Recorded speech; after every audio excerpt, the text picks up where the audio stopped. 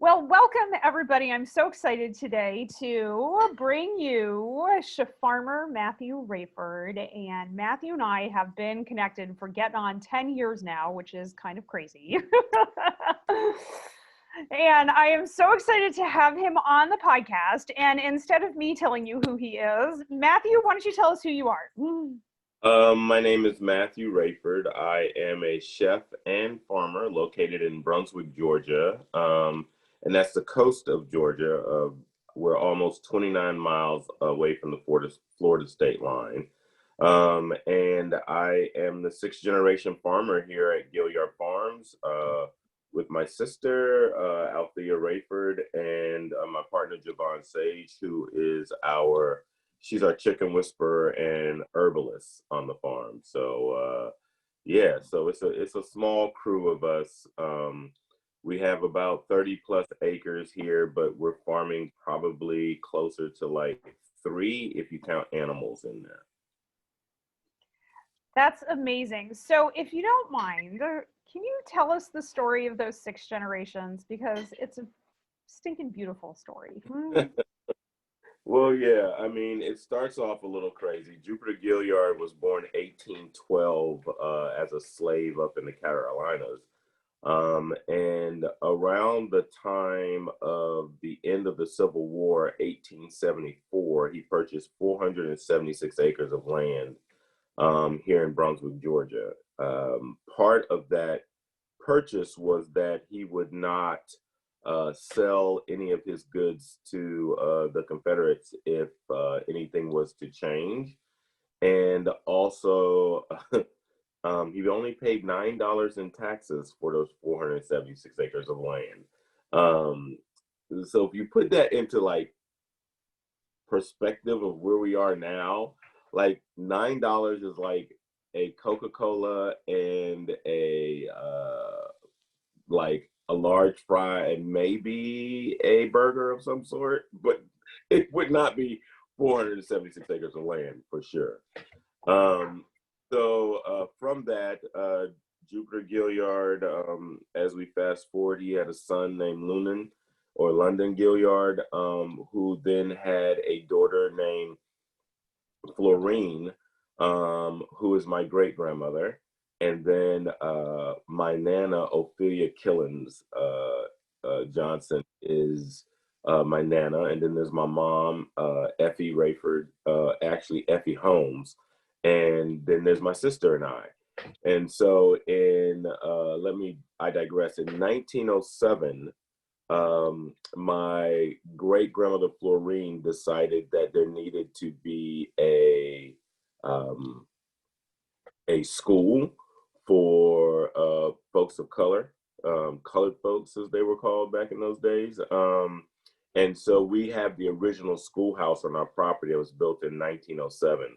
So from 1907 to 1955, within a 25-mile radius of where we are, anyone that went to school there. I think it's first through 5th, I think, or first through 8th. I can't remember, but it's also a mixture of that too, because as the time moved on, they added a few more grades so that when or if they went to what was called finishing school, which was up in Riceboro, Georgia, up at Dorchester Academy, they would be able to go in with and jump right into high school. So that's kind of like, you didn't get a high school education here, you only got up to like those basic, and actually not so basic, but fundamentals built to the highest level that they can be built at that particular time. I still have school books that are here from that time period, all the way up until about the 40s and late 40s. Some of the school books go back that far, and actually some of the books actually go back to the 1800s. I think I have a couple of cookbooks that are here that are from that time period, because they also taught like home economics. Because we're on a farm, it was, it was built around that farming and agriculture conversation also. And the other thing is, I always say that we were the free lunch program and or the regional food system way before it was ever called such a thing, because one of the reasons that my great grandmother wanted the schoolhouse here was because she wanted to be able to feed the kids, because they'd be coming from so far away and still have to go back home all within a day. So she wanted to make sure that there was an abundance of food that they didn't have to be concerned with. So they ate at home or whatever, trekked here. And basically the Brantley County line to here is 11 miles away. So, and I have stories of like my great grandfather that used to walk into Brantley County to work the pine harvest. So he would cut down pine trees and do tar and all that other kind of good stuff. So yeah, it's a trek, even for a grown man. I've walked it before, just to, down the highway, just to kind of feel what it would, be like that thought process of like, what do you do? And what you have to think about is that was a dirt road. That wasn't a highway, and there are still a few paths that are still, at least up until I was like maybe in my early to late teens, that were still cut through the woods, where you could like kind of walk through the woods a little bit from where people literally had been walking through the woods to get here. There's still some folks in this area that are older that I talk to, that talk about the paths sometimes, where that they were like, oh yeah, I remember I used to come to Mr. Johnny's right up the road. And yeah, we used to come out right there, and then we'd be right at the schoolhouse, like that. And so I think that there's also that thought process of what 11 miles looks like right now as compared to what 11 miles looked like in 1907. I feel like there's a writing metaphor in that somewhere. The problem. So that's amazing. So now then, like, bring us up to the current day. What are you guys like doing on the farm, and what's working really well for you guys there on the farm right now? First, that I never thought I would be back here, because I think I had this conversation with you one time before, where I was like, yeah, when I left here at 18 years old, I was like, I ain't never, ever, ever, ever, ever, ever coming back to the South for any reason. And when I did, it was mostly for death, funerals, and someone that got married. And I had to like you to do either one of those things, because I just was not coming back home. It just wasn't, I didn't have any, I had fond memories of family and friends and things like that, but I didn't have like true fond memories of the deep South. And so oftentimes I get people to go, well, oh, that should have been over with by the time, you 53. Yeah, that I know that wasn't going. I was like, well, let me tell you, I can talk to you about some marches that I saw that were all white hooded. I can talk to you about being thrown into the reading tub because I already knew how to read, write, add, and subtract by the time I got to the first grade, because, as you know, I come from a educational background styled family, because we had the schoolhouse here. So all the kids in our family were taught as quickly as possible how to do all those things. And I'm not a Bible thumper by far, but we were actually taught how to read. My mom used the Bible to teach us how to read, because when you read the Bible, you have to read for understanding. Mm-hmm. And so my mom wanted to make sure that we didn't just know how to read, but that we understood and would question whatever it was that we were reading. So that's one of the reasons. And so I come to find out that there were a lot of people that's how they learned how to read, that the Bible was one of those first things that they learned how to read, because it forced you to have to understand things when you read them. You'd question whatever it was. What do you mean to and fro? What does that mean, to and fro, right? And so when you learn that to and fro means back and forth, you go, oh, okay.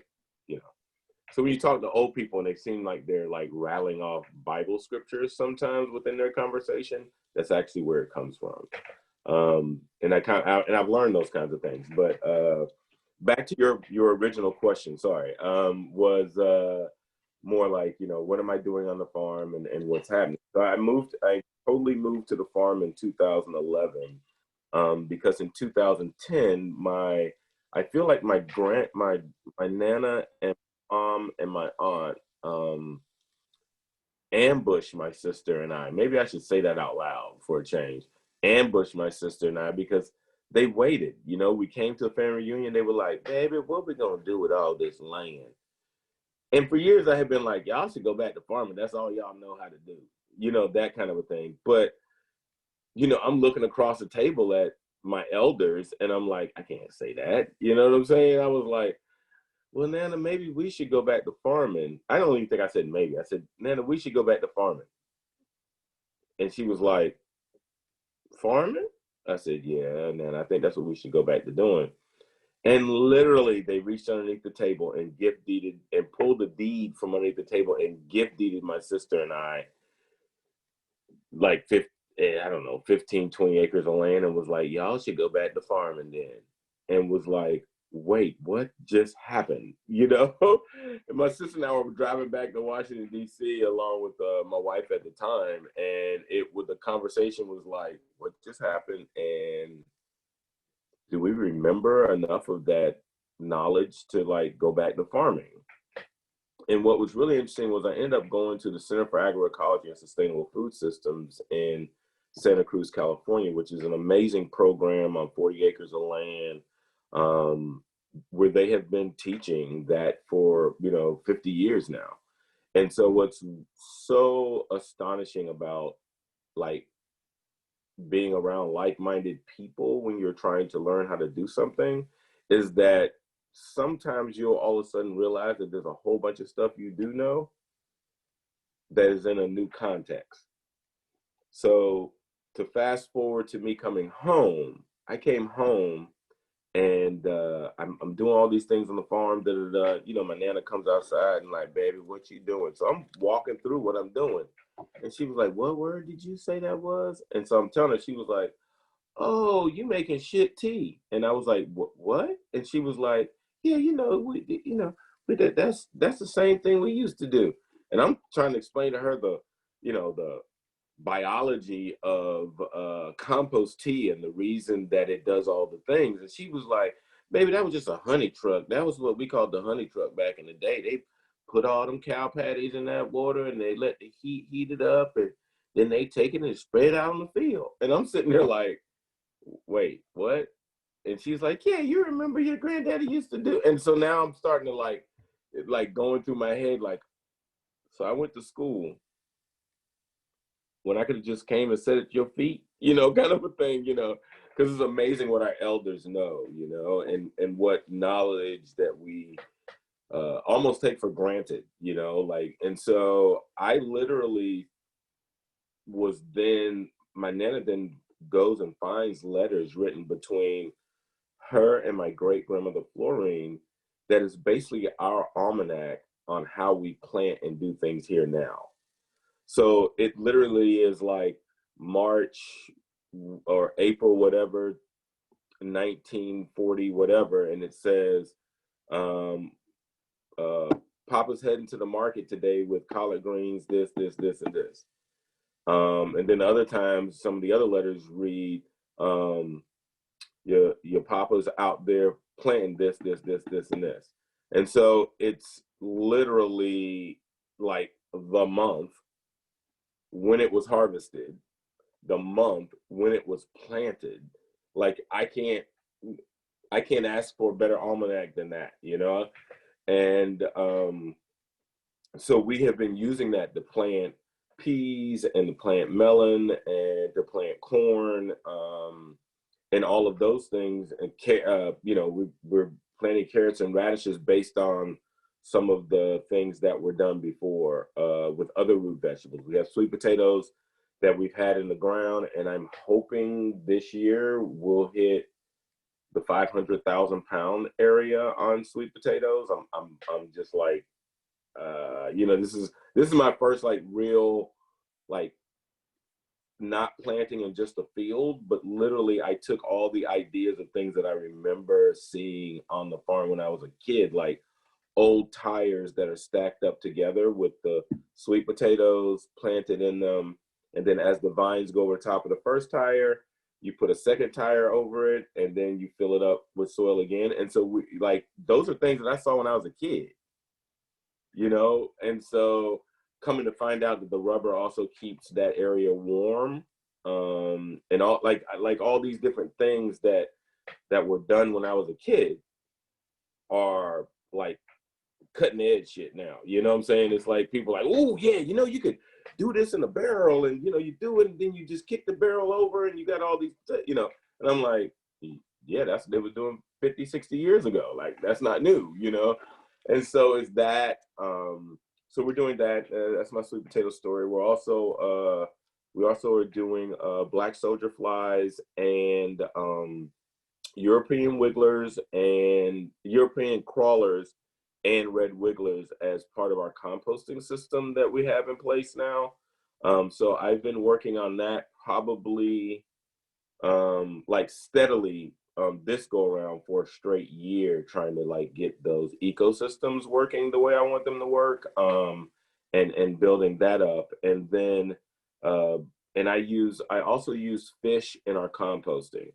So fish scraps in our composting because we're a coastal town. So getting those for free, you know, like one of the things that they talk about is trying to get as many of your inputs for free so that on the back end you've made money, not like I put all this money into this. So we recycle, redo, like I get cardboard from places like Dollar General to like put it in the bottom of everything, you know.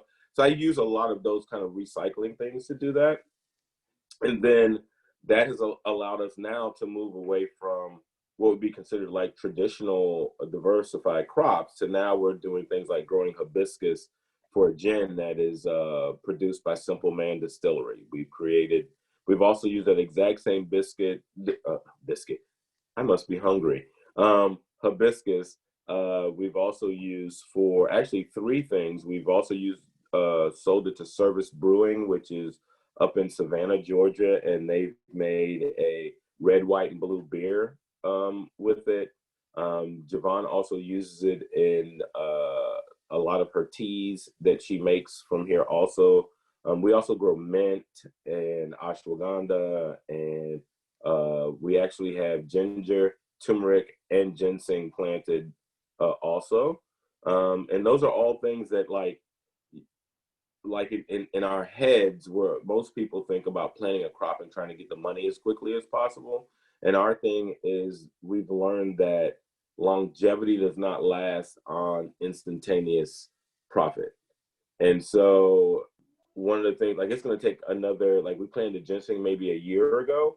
It's going to take us another maybe 2 years to get enough of that going and growing for us to even think about trying to sell it or think about harvesting enough of it to process. And we're kind of doing some of the same stuff with ginger too. We're giving it like 2 years, and the turmeric is we're going to pull that up probably in the next month or so. But we're probably only going to get maybe a pound or two of the turmeric. I really planned it for seed for the next year, which is one of the other things is that one of the things that I've learned about farming is that I have to be planning 2-3 years ahead and not just crop planning for the following year. And the reason being is because there are things out there that I want to grow. I'm not saying that that's for everybody, that I want to grow. There are things that can, once it's established, it becomes a longer game. And so one of the things I realized as a 6th generation farmer is that one of the reasons we've been able to keep this land for so long is that everyone was not looking for today. They were always for tomorrow and like years ahead. So they were planning things and planting things according to those kinds of processes. And so I'm learning that. I think that, oh my God, that's like, we could have 5 different podcasts on the things that you just said, not the least of which is the black soldier flies, because we get a ton of questions about black soldier flies and how to incorporate that and what, and like what to do and how to complete the cycle of your black soldier fly composting. So I think that's super interesting. But I wanted to pull out a couple of things that you said about longevity, right? Because there's so many people who are going into farming now that just frankly just there is no longevity. Their parents were accountants. Right, right. You know what I mean? And they are moving back into the land. And there are a couple of things that stuck out to me is that one of the things that you really allow yourself to do is plan for the future from the past. Yes. Mm-hmm. And you see the past as things worth doing and knowledge worth moving forward, and you're benefiting, I'm not going to lie, from really good record keeping. Like, I harp on record keeping with people. And, and you know what's funny? I'm learning to actually, like, my personal record keeping sucks, but I'm learning really that the record keeping doesn't need, people like, Excel spreadsheets and all this other stuff, right? But I am now going through all the pieces of paper and stuff that I've written on for the last few years. And I'm looking through stuff going, oh man, why did I stop? Oh, that's right. This didn't work. So I kind of like went to go do something else. Or I'll find a piece of paper and I'm like, how come I'm not doing this anymore? Oh, because I learned from this that I need to do this, this, this, and this. And so I'm starting to learn that if you just have any kind of notebook, just any kind, doesn't matter. It doesn't need to be some fancy notebook that you bought from some highfalutin place that has every marker and tab and things in it. Just a regular old cheap notebook, right? It'd be great, and because we're both prior military, if you can find one that is one of those weathery kind that can handle you being outside writing in like the rain or the dirt or whatever. But that's an Amazon purchase, super easy, whatever.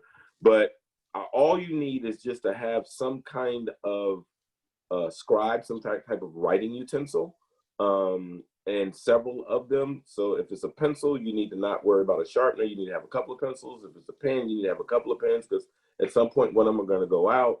But when you're out at the beginning of the day and at the end of the day and at the middle part of the day, you make a small annotation of anything that you've done. And it doesn't have to be anything perfect. Like as humans, we're that whole striving for perfection and trying to make it all happen, it will overwhelm you as a farmer, because farming is lifelong learning. So everything you think you got dialed in right now this year, next year may not even come close to working, even if you don't miss a beat or miss a step. And so with it being lifelong learning, having those notes where you're saying, okay, September 20th, whatever, 2020, I went out, my European crawlers look like this, blah, blah, blah, blah, blah. This is what was happening. That's it. Nothing long, right? So that way, when September 20th, 2021 comes around, you go back to that date. That, you notice I've mentioned you date it first, right? And the reason that you date it is so that you can have an actual kind of like a rolling log. And guess what? You might not even look at those European crawlers again for another 5 or 6 days. Don't worry about that. Just make sure you date it so that when you're flipping through, you're looking for some kind of like heading and dates. If you remember the temperature outside, write that down also. That's also part of your almanac. And especially with the weather patterns that are happening right now, all the things that are changing right now. Matter of fact, before we got on our podcast, one of the things I said to you was, hey, it's like 68 degrees this morning here. I've been home for 10 years. It has never been in the 60s of any shape, form, or fashion in the month of September. That's like a November thing, right? So I'm already 90 days into like, well, shoot, what are my crops getting ready to look like? Because of the temperatures already dropping down like that, when is it going to get into the frost freeze kind of area? When is it going to do? So those are all weather patterns, all real things. Also, now I have to check on my chickens a little bit differently, because guess what? That means time is getting ready to change. Normally, it's still really warm up till December. We usually get still in the 70s in December. And so if we're already dropping down into the 60s this early, that means we might get some kind of like 40s and 50s maybe by December, which is not a normal around here, So I think that those are like all those things, and I'm just saying that to whoever's listening, is that the world is changing so drastically right now, in all kind of shapes and sizes. Everything from, this is the year of being stuck we're in place. This is the year of like think about it. If anybody's been watching weather in general, we have went from A through Z and are now in the Greek alphabet for tropical storms and hurricanes. Like, that hasn't happened in 20, 30 years, I think. So like paying attention to those things and knowing that, and then the force of these weather patterns, like all of this stuff is like really, really, really getting people, or should be getting people, to understand that having their own personal almanac and having their own personal guidance on what's happening from year to year is going to be super important, because guess what's not going to happen next year? Next year, they're going to briefly talk about the hurricanes and the weather pattern that happened this year, and then they're going to be talking about what was going on. So that's going to be, last year's news. It's going to be, whatever. But if you have it written down somewhere, you'll be able to kind of like go back to it. And I think part of me saying this so much also is because I have my own personal thought processes on just like what happens when we don't do these kinds of things. We end up trying to reinvent the wheel. And then we put a lot of money and a lot of time into reinventing the wheel that is asinine, but even more so, it slows down productivity, because your learning curve changes as you start to try to reinvent the wheel, right? Because you start adding all this other stuff in, and instead of taking what structure is already in place and saying, okay, these are the things we need to do based on what else is happening, not breaking all the spokes out and going, oh, okay, so I need to put a spoke at 6 o'clock, and I think I want one at 7 this time because the wheel didn't. No, you broke it, so you starting from scratch. You don't know nothing, So I think those are super, super things that we need to like be on top of, and that's actually why I started the podcast with Heritage Radio Network called Jupiter's Almanac, was to give these stories of things that happen and where we are now and how we need to kind of like start recording it. And I'm humbled and also honored to be on your podcast, because I know that you've archived things and that things can be played back if people want to. So I think that that's also part of that almanac, that archiving process. I think that's super interesting, because what you just did is that you went through like this cycle that I take clients through. Keep your records, pay attention, and ask yourself the 3 fundamental questions. What's working? What didn't work? And what are we going to do differently next time? Absolutely. And having the presence of mind to be able to do all of those things. It won't answer every question in farming entrepreneurship, but damn, it'll get you really close to where you know what the next set of steps is. Good story. And I think that's so important for people, because there seems, for so many of the clients, we look at them and I see what they see, which is like all of this chaos.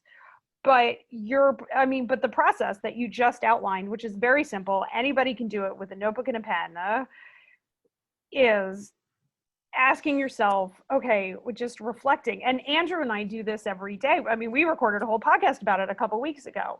What worked, what didn't work, and what are we going to do differently, so that we can, if we don't like the results that we have right now, we'll get a different result if we do something differently. Definitely. And that's also about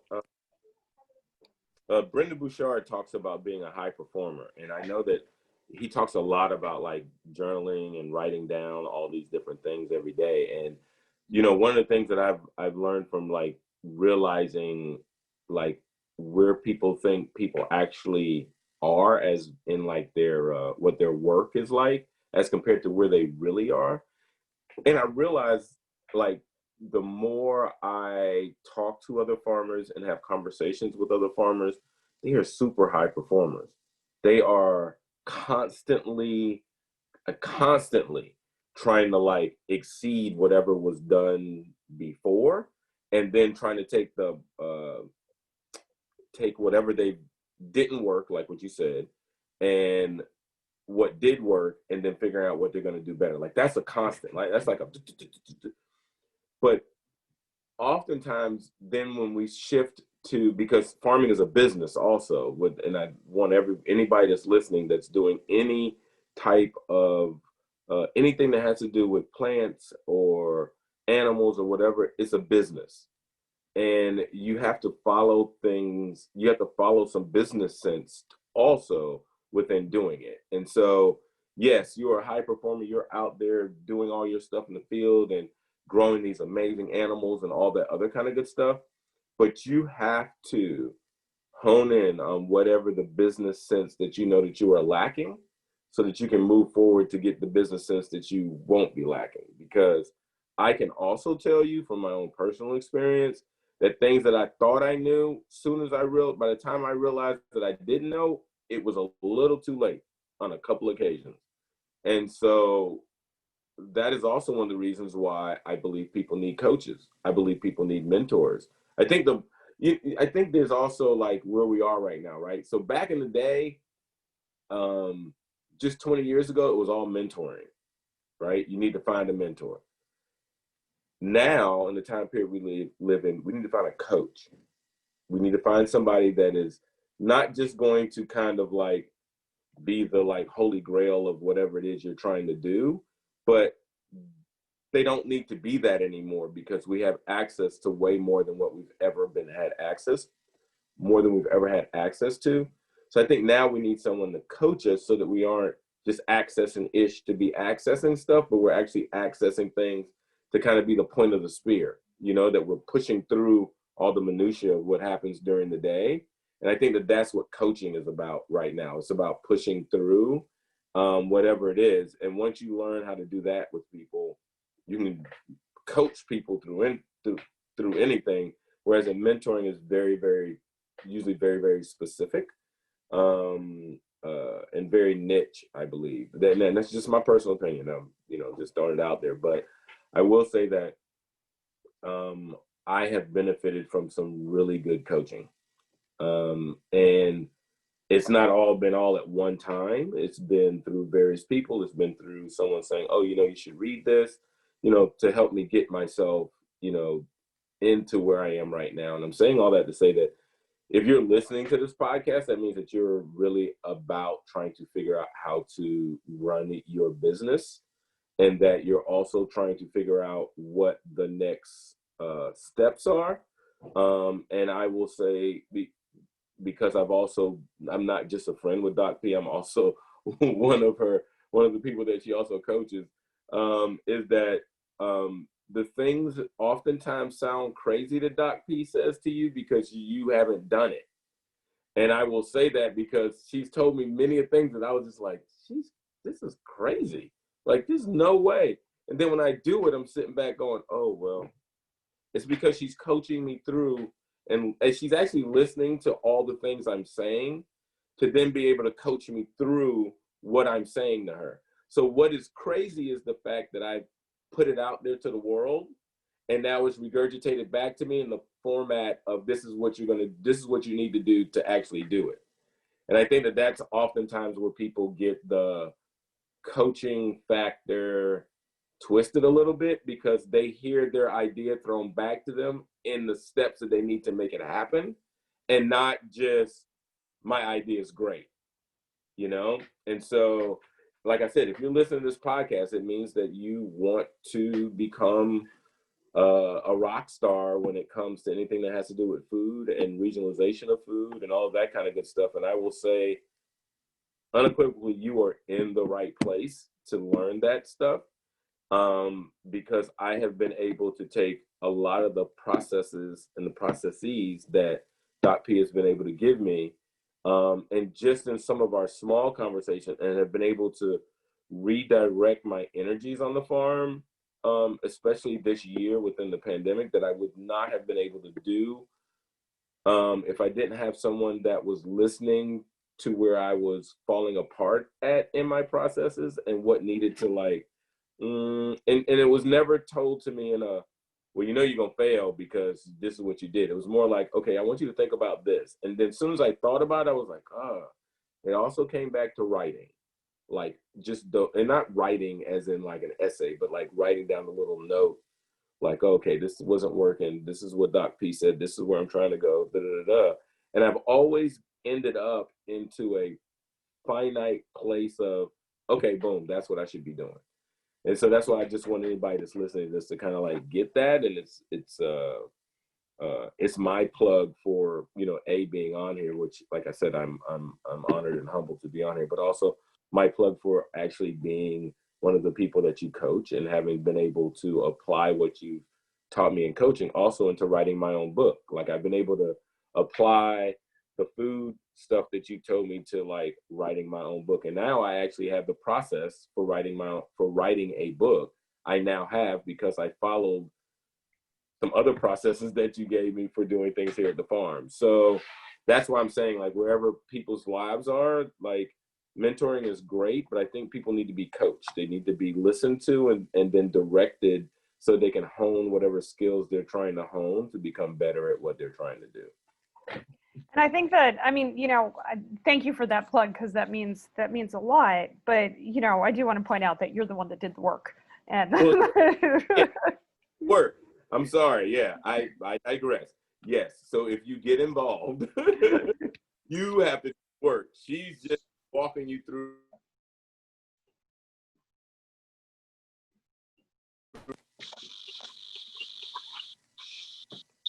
For sure.